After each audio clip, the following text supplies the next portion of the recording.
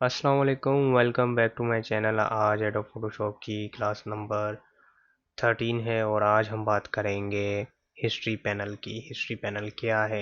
ये छोटा सा टॉपिक है, ठीक है। इस पर हम लंबी बात वैसे भी नहीं करने वाले, लेकिन ये टॉपिक बहुत इम्पोर्टेंट भी है क्योंकि ये बिगिनर सीरीज़ की जो है क्लासेस चल रही हैं, तो इसमें हर चीज़ बताना लाजमी है, चाहे वो छोटी है या वो इम्पोर्टेंट है या इम्पोर्टेंट नहीं है। लेकिन आपको नो हाउ होनी चाहिए हर एक टूल की, हर एक पैनल की, मतलब हर एक टॉपिक को आपको पता होना चाहिए। जो भी हमारी नज़रों के सामने कोई भी चीज़ आ रही है तो हमें उसकी नो हाउ हो फॉर द बिगिनर सीरीज़ के लिए, कि आपको पता होना चाहिए कि ये टूल किस काम आता है, ठीक है।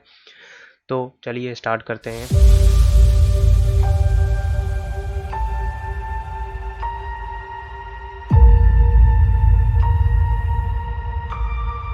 हिस्ट्री पैनल क्या है?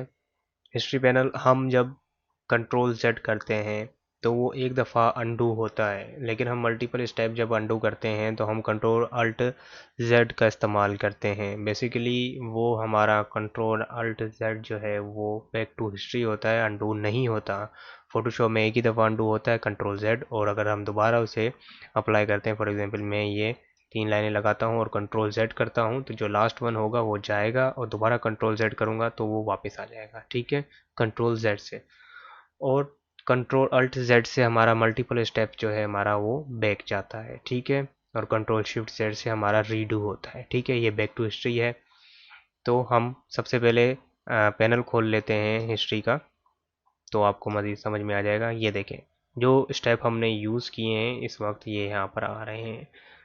ये देखें, ये स्टेप हमने यूज़ किए हैं और ये रहा हमारा पहला जो है, ये हमारा स्नैपशॉट होता है, ठीक है, जो हमारी इमेज होती है पहली, ठीक है। जैसे कि यहाँ पर लेयर पैनल में हमारा बैकग्राउंड आ रहा होता है, उसी तरीके से हिस्ट्री पैनल में हमारा एक स्नैपशॉट आ रहा होता है जो पहले से होता है। हम अगर यहाँ पर क्लिक कर देंगे तो यहाँ पर आ जाएगा, ठीक है। अगर हम यहाँ पर देखें, कंट्रोल अल्ट सेट करता हूँ तो ये वापस जा रहा है, कंट्रोल शिफ्ट जेड से ये हमारा रीडू हो रहा है, ठीक है। इसमें कुछ चीज़ें और भी हैं मज़ीद, के हमारा अंडू कितने दफ़ा हो सकता है, मतलब जैसे कि ये 3 स्टेप्स हैं किए हैं हमने, तो ये कितने टाइम्स तक हो सकता है। तो हमारी एक सेटिंग होती है, उस सेटिंग में हमें पता होता है कि हमने कितनी रखी हुई है, ठीक है।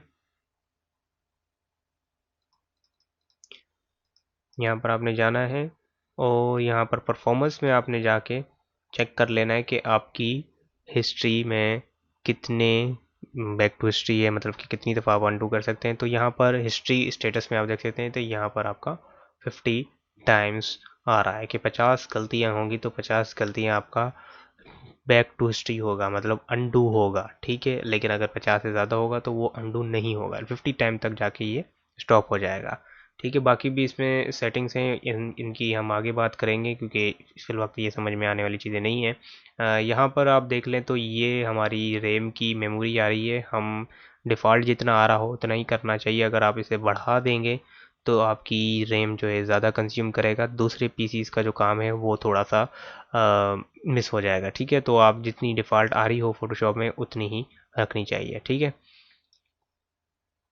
उसके अलावा मैं यहाँ पर आपको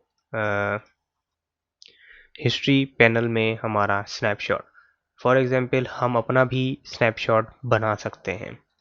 जिस तरीके से मैं इसे तो अनडू कर देता हूँ, ठीक है, और मैं यहाँ पर कुछ एडिटिंग कर लेता हूँ। फॉर एग्जांपल अब हमारा जो हम अनडू कर रहे हैं तो हमारा यहाँ पर आके स्टॉप हो रहा है, ठीक है।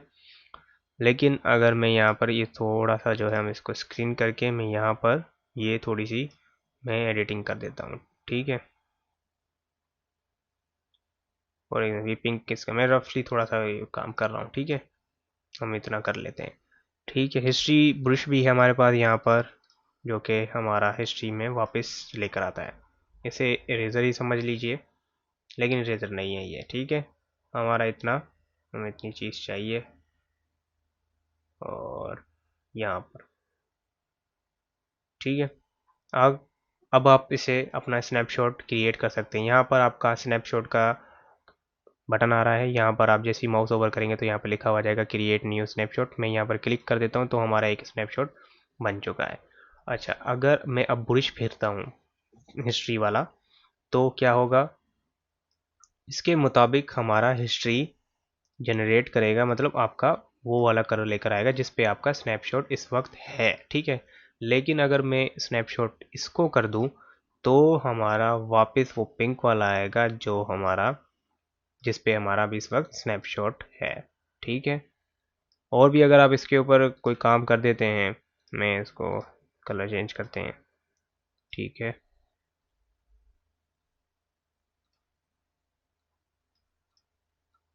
ये कर लिया हमने, ठीक है। ये कर लिया, ये कर लिया, ठीक है। ये कर लिया।